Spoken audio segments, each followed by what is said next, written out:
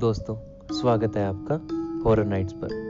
दोस्तों, आज की यह घटना शुरू करने से पहले हम आपसे निवेदन करना चाहते हैं कि यदि आप हमारे चैनल पर नए आए हैं तो कृपया हमारे चैनल को सब्सक्राइब करें और बेल आइकन को ज़रूर दबाएं।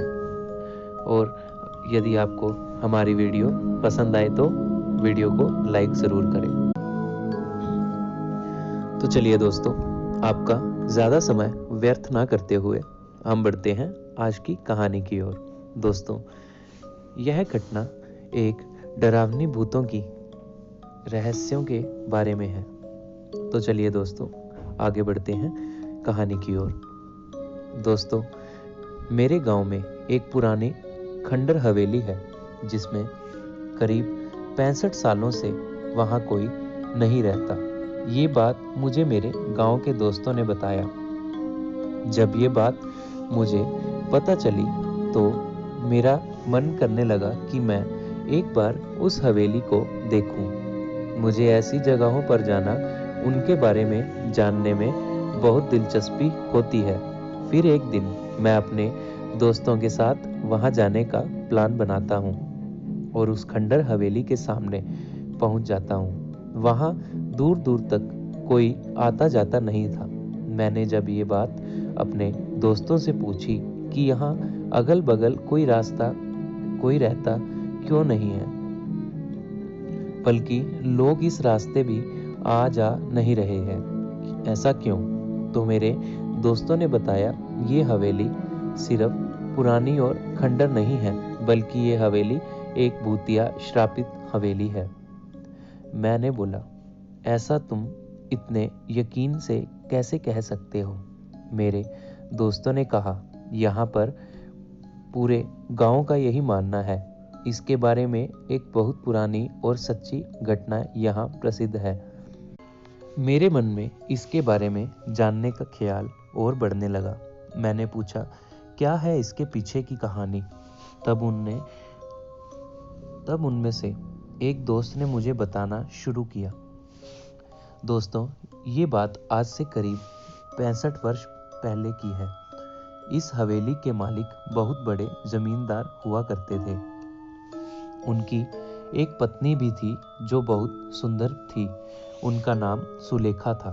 उस समय ही डाकुओं के भी खौफ से लोग डरते थे।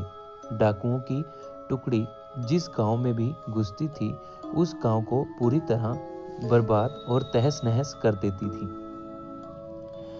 दोस्तों, एक बार डाकुओं के सरदार को जमींदार के धन और संपत्ति पर नजर पड़ गई, जिसके बाद उसने जमींदार के घर पर डकैती डालने का सोचा।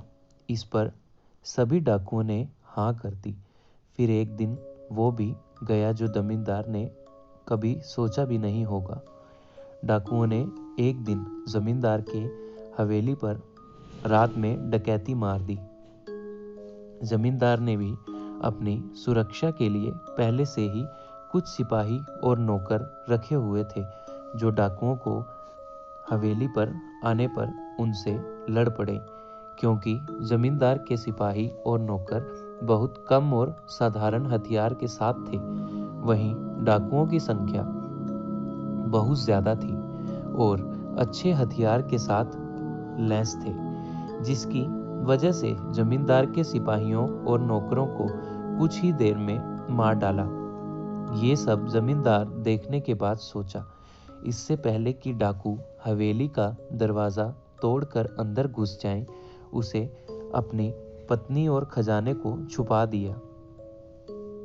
फिर उसने उस खजाने को एक हवेली में ही किसी खुफिया जगह पर छुपा दिया और अपने पत्नी को एक कमरे के अंदर एक और खुफिया कमरे में छुपा दिया और बाहर से कमरा बंद कर दिया।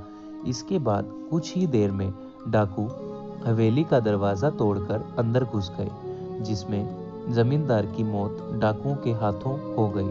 पर जमींदार ने मरते मरते अपने खजाने का पता उन डाकुओं को नहीं बताया। डाकुओं ने खजाने को बहुत खोजा पर वो नहीं मिला।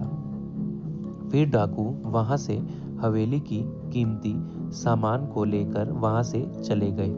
पर जमींदार की पत्नी, जो एक खुफिया कमरे में बंद थी, उसका पता किसी को नहीं था।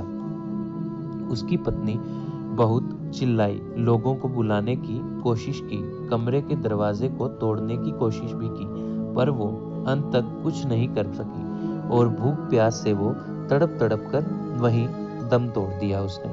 उसके मरने के बाद उसके लाश के बदबू से लोग हवेली में गए और उस कमरे को तोड़कर उसकी लाश को वहां से निकालकर उसका अंतिम संस्कार किया। दोस्तों, कहा जाता है कि आज भी वो अपने पति के इंतजार और कमरे में करती है।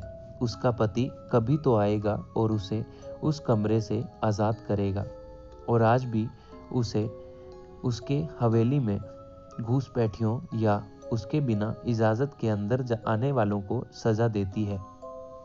मैंने अपने दोस्तों से ये कहानी सुनकर उन पर विश्वास नहीं किया। मैंने पूछा, क्या यार, तुम लोग भी ना कब की बात आज तक लेकर बैठे हो? इसका कोई सबूत है तुम लोगों के पास? तो उन लोगों ने बोला, कुछ लोगों ने इस हवेली में जाने की और वहां रुकने की गलती की थी, जो आज तक इस सदमे को भूल नहीं पाए हैं। मैंने पूछा, ऐसा क्या हुआ था उन लोगों के साथ इस हवेली में? तब दोस्तों ने मुझे बताया, एक बार एक अपराधी जेल से भाग जाता है और इस हवेली में आकर छुप जाता है। उसके बाद कोई कुछ नहीं जानता कि उस हवेली में उसके साथ क्या हुआ था। बस दूसरे दिन उस अपराधी की लाश उस हवेली में मिली। मैंने बोला, ये हादसा भी तो हो सकता है।